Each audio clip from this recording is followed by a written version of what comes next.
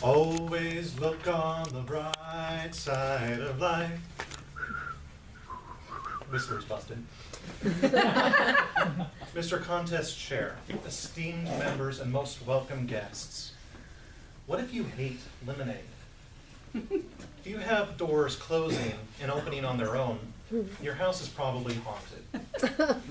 And that light at the end of the tunnel may just be a train coming right at you.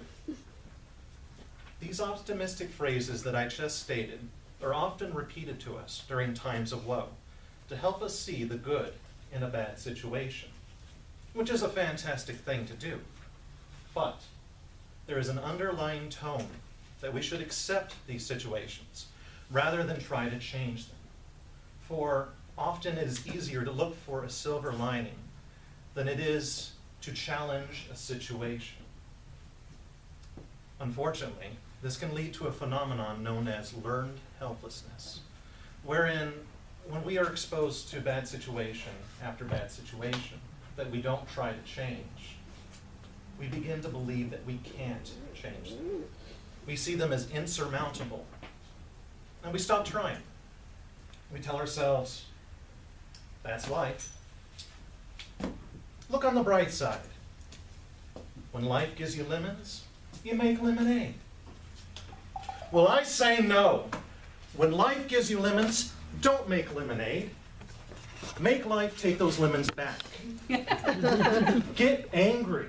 I don't want your darn lemons. What the heck am I supposed to do with these? Demand to see life's manager. Make life rue the day it thought it could give you lemons. But we tell ourselves, it's too hard.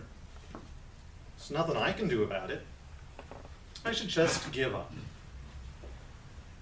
Is it really too hard? Is there really nothing that we can do? These, my friends, are the questions that we need to ask ourselves. I've done a little research, and I want to share a few thoughts with you today. There once was this composer by the name of Beethoven.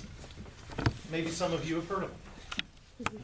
During the height of his career, he began to lose his hearing, something many would consider vital to be a composer. He could have said, look on the bright side. At least I have so many wonderful works under my belt. But no. He took those lemons and he told life to shove them where the sun doesn't shine.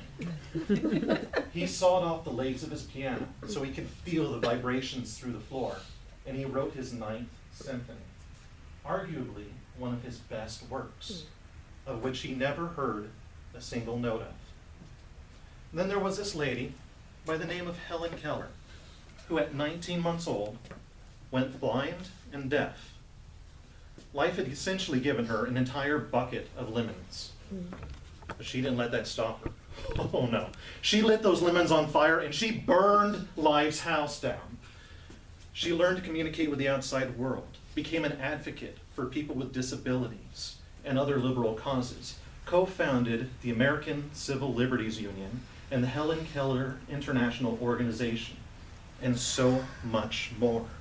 And for all her work, she was awarded the Presidential Medal of Freedom, was nominated to the Women's National Hall of Fame, and had a day commemorated to her by President Jimmy Carter.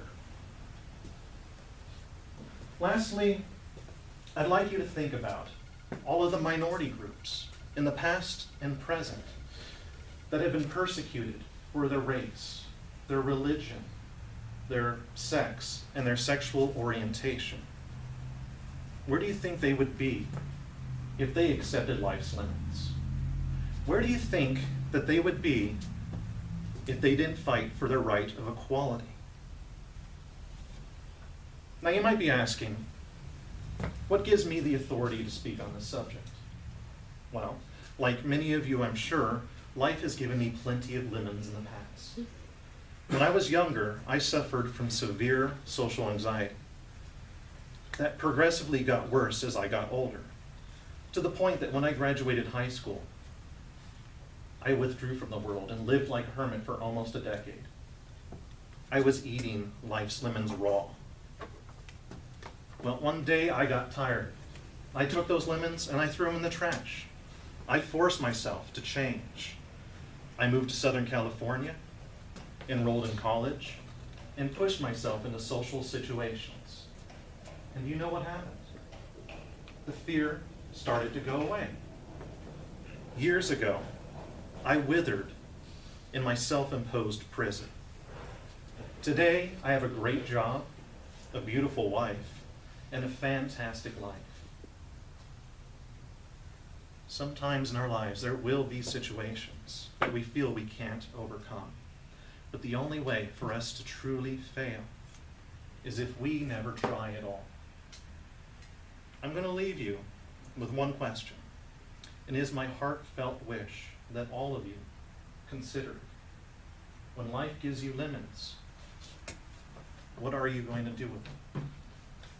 Mr. Contest Chair.